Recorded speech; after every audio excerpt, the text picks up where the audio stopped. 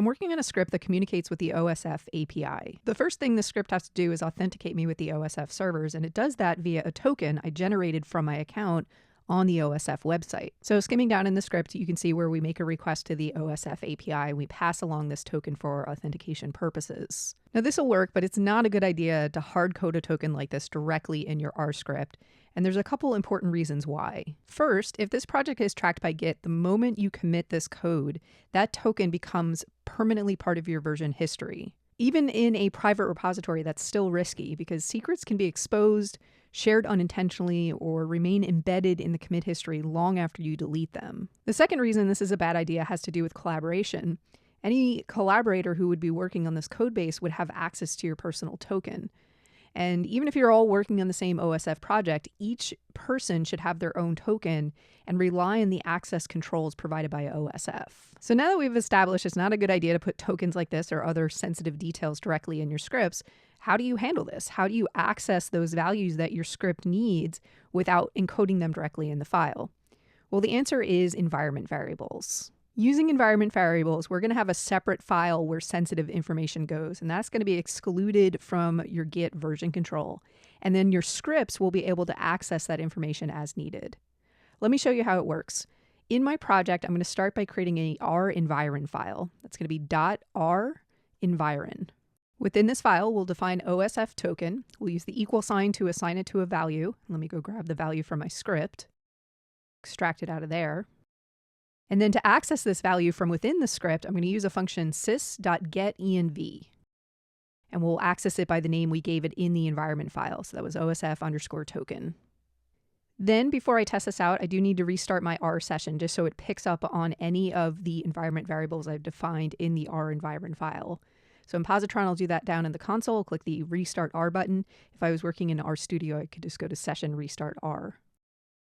So now this should work. Let me source my script and just make sure we're still able to communicate with the OSF servers. And perfect, that's the confirmation message we're looking for. The final step to using this R environ file is making sure it's never tracked in our version control system, which if we look at the source control pane right now, you can see that Git is recognizing this as a new untracked file. It's waiting for us to commit that file along with our other files, and we don't want that. So to prevent that, we want to find or create, if it doesn't exist yet, a file called .gitignore. Within this file, we can list any files or directories that we want Git to exclude or basically not pay attention to within this directory. And so we're going to reference that .r-environ file within here. Once I save those changes, if I go back to the source control pane, you could see R-environ disappeared.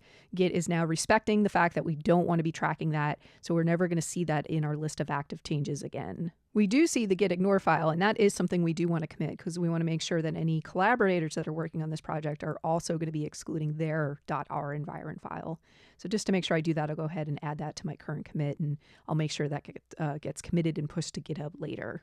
Returning to my script, I want to show you another use case for environment variables beyond just sensitive things like tokens.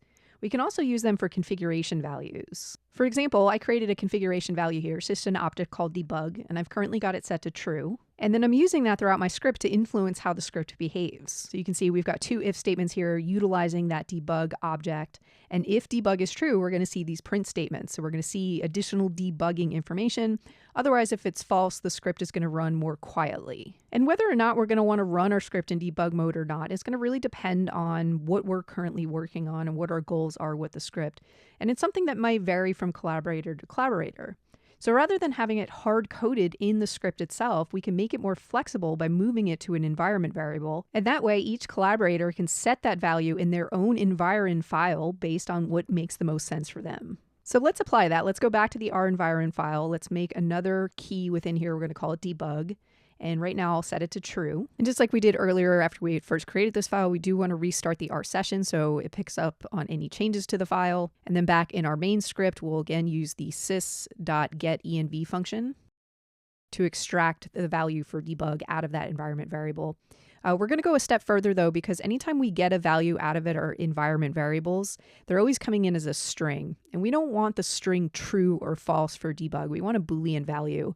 So to convert that string to a Boolean value, we're just going to turn this into a Boolean expression. We're going to say if the value for our environment debug is equal to the string true, well, then that's going to evaluate to an actual Boolean or logical value of true. Otherwise, if it was false, it would evaluate to false. All right, so let's source the script right now. And our debugging output is set to true, so we do see our output messages. But then let's go into our environment file and let's test it out if we change it to false. So we're going to switch that, restart our R session, go back to our script. I'm not going to change anything here. We're just going to source it again. And you notice that time we didn't get any output. It just quietly ran without that extra debug information. The last thing I want to talk about is once you've established an R environment file for a project, how do you communicate to other developers what they're going to need in their environment file? Well, conventionally what you'll do is you'll create an example version of the environment file, but rather than having sensitive information in there, you'll just have placeholders. Let me show you what I mean. So I'm going to create a new file. We're going to call it .renviron.example. And then we're going to copy over what we currently have in our main R environment file. And we'll just swap out the sensitive details. So I might say something like your token here. And then for things like configuration values, I can just set it to some logical default. So it might make sense by default just to have debugging set to true. And then this is something that the collaborator could change as appropriate for their system. So now this file is basically a model of what an R environment file should look like for this project without any sensitive data as part of it. And I would want to go ahead and commit this. So in addition to .gitignore, we will commit our renviron.example file. We would, of course, commit any other main scripts that we were working with.